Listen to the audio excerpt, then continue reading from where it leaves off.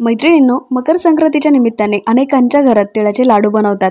तिळाच्या वड्या बनवायला लाडूपेक्षा थोड्या सोप्याच असतात। त्यामुळे आज आपण बिना पाकाच्या तिळाच्या वड्या पाहणार आहोत। पहिल्या क्षणी येणाऱ्या अशा या तिळाच्या वड्या आहेत। न बिघडणाऱ्या खुसखुशीत अशा तिळाच्या वड्या पाहण्याआधी आपल्या चॅनलला सुरुवातीला तुम्ही प्लीज सबस्क्राइब करायला विसरू नका आणि साईडचं घंटीचे बटन सुद्धा दाबा, म्हणजे तुम्हाला आपल्या चॅनलवरील सर्व रेसिपीज पाहता येतील। चला तर मैत्रिणींनो, तिळाच्या वड्या बनवायला घेऊयात। तर इथे कढईमध्ये 1 वाटीच्या प्रमाणाने आपल्याला पांढरे तीळ घ्यायचे आहे। तर इथे माझ्याकडे पॉलिशचं तीळ आहे, तुमच्याकडे जुने तीळ असले तरी सुद्धा चालेल। तर 1 वाटीच्या प्रमाणाने आपल्याला हलका असं याला कलर येईपर्यंत छान भाजून घ्यायचं आहे आणि थंड करण्यासाठी एका ताटावरती ठेवून द्यायचं आहे। अगदी परफेक्ट प्रमाणात आपल्याला या वड्या बनवायच्या आहेत, त्यामुळे अचूक प्रमाणात तुम्ही सर्व सामग्री वापरा, तरच तुमच्या तिळाच्या वड्या होतात।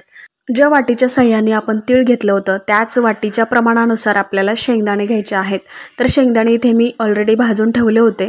त्यानंतर त्याचे आपण फोलपटं काढून घेऊयात आणि बाजूला ठेवूयात। आता सुरुवातीला आपल्याला मिक्सरचं एक जार घ्यायचे आणि त्यानंतर तीळ थंड झालेला आहे, तर आपण याला वाटून घेऊयात। तर वाटताना लक्षात ठेवायचे, जास्त आपल्याला बारीक करायचं नाहीये, जसं आपण शेंगदाण्याचं कूट करतो त्याप्रमाणे करायचं नाहीये। रवाळ होईल इतपतच आपल्याला हे कूट वाटायचं आहे, तर त्याशिवाय आपली वडी सुद्धा छान दिसणार नाही। तर तुम्हाला वाटायचं नसेल तर तुम्ही अख्खा तीळ सुद्धा ठेवू शकता। आणि तीळ सुद्धा वाटून झालेलं आहे। आता त्यानंतर आपण शेंगदाणे सुद्धा वाटून घेऊयात। तर शेंगदाण्याचं कूट बारीक केलं तरी सुद्धा चालेल। आता हे दोन्ही मिश्रण आपण एका डिशमध्ये काढून घेऊयात। तर हे बघा, आपलं हे दोन्ही मिश्रण रेडी झाले। आता आपण सुरुवातीची स्टेप करायचे आहे, ते म्हणजे पोलपाट किंवा ताटावरती तेल किंवा तूप ग्रीस करायचं आहे। तुमच्याकडे तूप असेल तर तुम्ही तूप लावा किंवा तेलाचा सुद्धा वापर करू शकता। तर इथे कढई गरम करायचे आणि त्यानंतर 1 चमचाभर आपल्याला तूप टाकायचे। कढईत टाकलेलं तूप मेल्ट झाल्यानंतर लगेच त्यामध्ये गूळ ॲड करायचे। तर इथे गुळाचं प्रमाण मी 2 वाटी घेतलेलं आहे। 1 वाटी तीळ, 1 वाटी शेंगदाणे आणि 2 वाटी गूळ, असं प्रमाण परफेक्ट होतं आपल्या तिळाच्या वड्या बनवण्यासाठी। गूळ टाकून झाले की आपल्याला सतत ढवळत राहायचं आहे। ढवळून झाल्यानंतर गुळाला फक्त वितळून द्यायचे, तर आपल्याला पाकसुद्धा बनवायचा नाहीये।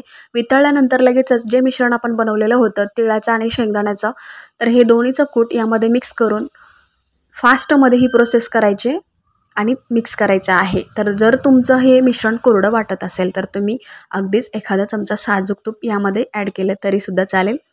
आता लगेच आपल्याला ग्रेस केलेल्या ताटावरती याला काढून घ्यायचं आहे। तर ही प्रोसेस अगदी फास्ट करायची, कारण तुम्ही अलगद हळूवारपणे केलात की तुमच्या वड्या कडक होण्याची शक्यता असते, त्यामुळे आपल्याला अगदी फास्टमध्ये ही प्रोसेस करायची आहे। तर लक्षात ठेवा, तुमच्या हाताला चटका बसेल याची काळजी घेता आपण ही प्रोसेस करायची, कारण गरम आहे मिश्रण, त्यामुळे चटका बसण्याची शक्यता असते। आता हे मिश्रण आपल्याला पसरवण्यासाठी एखाद्या वाटीचा वापर करायचे आणि स्क्वेअर शेपमध्ये याला सेट करून घ्यायचं आहे। तर सपाट असं आपल्याला स्क्वेअर शेप करायचे आणि वड्या बनवायच्या आहेत। आता हे सर्व मिक्स झाल्यानंतर फक्त 5 मिनिटानंतर आपल्याला सुरीनी काप करून घ्यायचं आहे।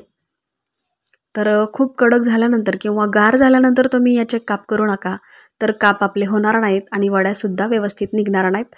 तर 5 मिनिटानंतर मी वड्या करून घेते। तर स्क्वेअर शेपमध्ये आपल्याला या वड्या बनवायच्या आहेत। तर तुम्हाला दिसतच असेल, मस्त अशा आपल्या वड्या तयार झालेल्या आहेत।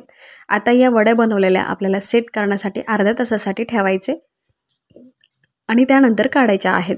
जवळजवळ अर्ध्या तासानंतर आपण एखादी वडी काढून बघूयात। तर तुम्हाला दिसत असेल आपल्या ताटाला खालचं मिश्रणसुद्धा चिटकलेलं नाही आहे, तर मस्त अशी वडी तयार झालेली आहे। गोड असा पदार्थ तुम्ही नक्की मकर संक्रांतीला करून पहा।